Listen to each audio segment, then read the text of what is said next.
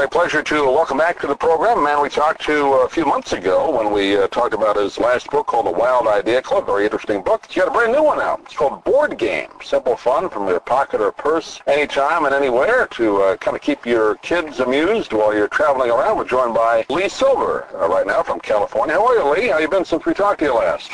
Great.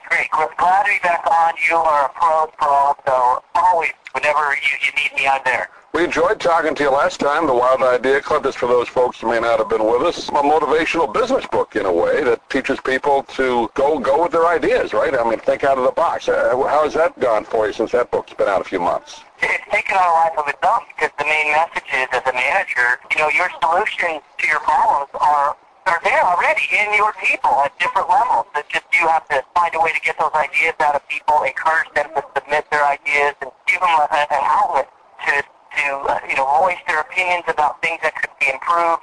And so when people hear that, hey, what business doesn't have problems?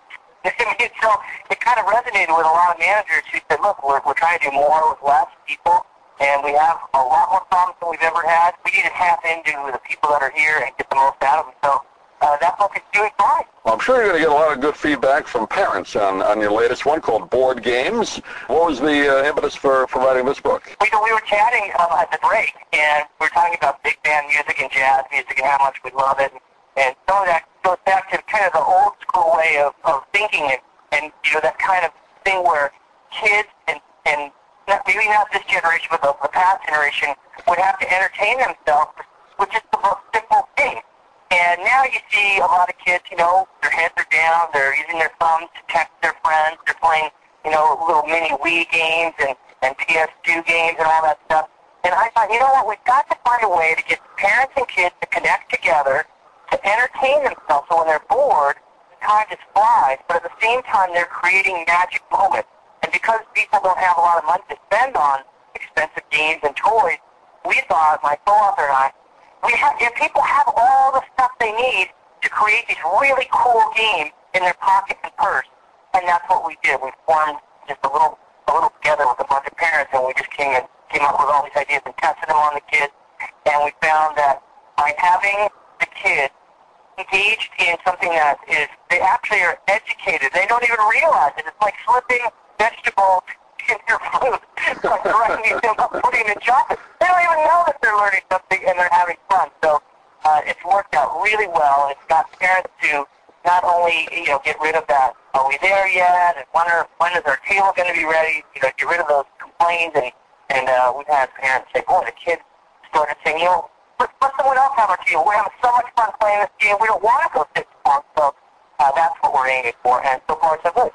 Well, I think that's a great idea because I see kids, you see them in the mall, wherever they are, and I don't think kids use their imaginations as much as they used to when we were, our age and even before us. I mean, those little handheld computer games, you're not really using your imagination, you're just moving your fingers back and forth. I think when you had games like we played, in the car with your parents, you had to think a little bit, right? All those things where you can take just an ordinary, a thing, you're stuck in traffic. One of the games is called Travel Bingo.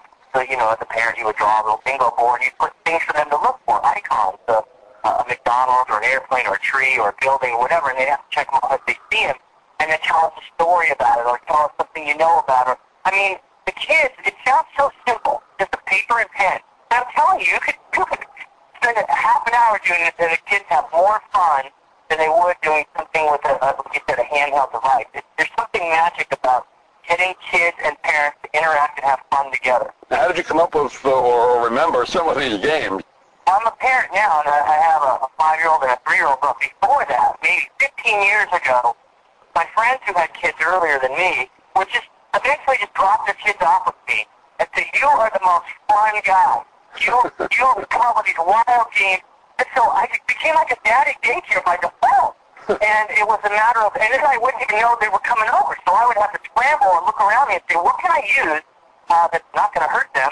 That's going to make it fun for them to be around me. And we came up with just at the beach, all kinds of games where we just take a piece of seaweed and throw it, and then you throw like a rock and try to get it close to the ball, the bocce ball, but with just items that you would find on the beach. And the kids will be playing that and having the best time, and it costs nothing.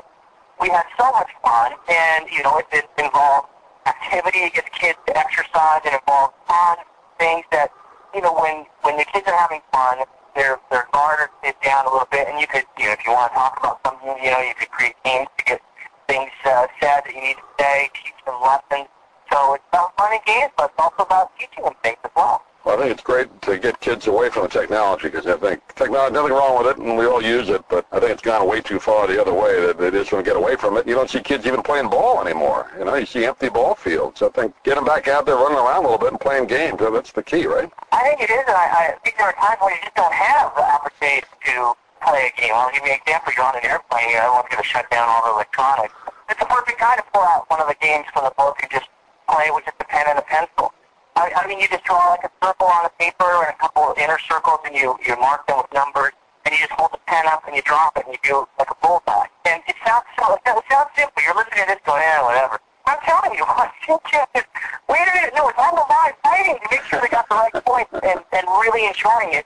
And I think those type of games are the kind of things that probably parents did years ago but got lost in the shuffle.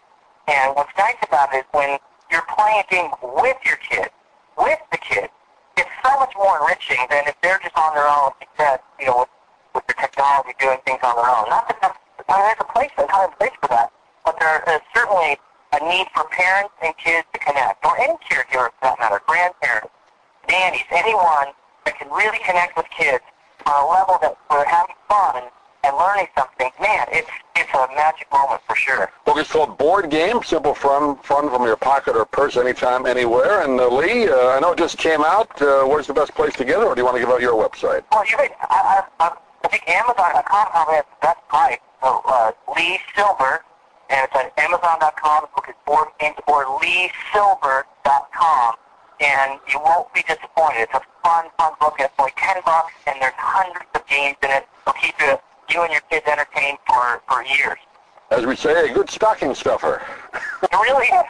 It's a gift that keeps giving, year in, year out. Well, Lee, it's always fun to talk to you. I enjoyed having you on with the Wild Idea Club, and this was another great idea from you. Are you working on another project right now? I'm working on a book about customer service. So when I bring that up to people, boy, do I get an earful. So I know we need it, and I have a really creative approach to it, and I think it's going to make a difference. Good for the company and good for the customers.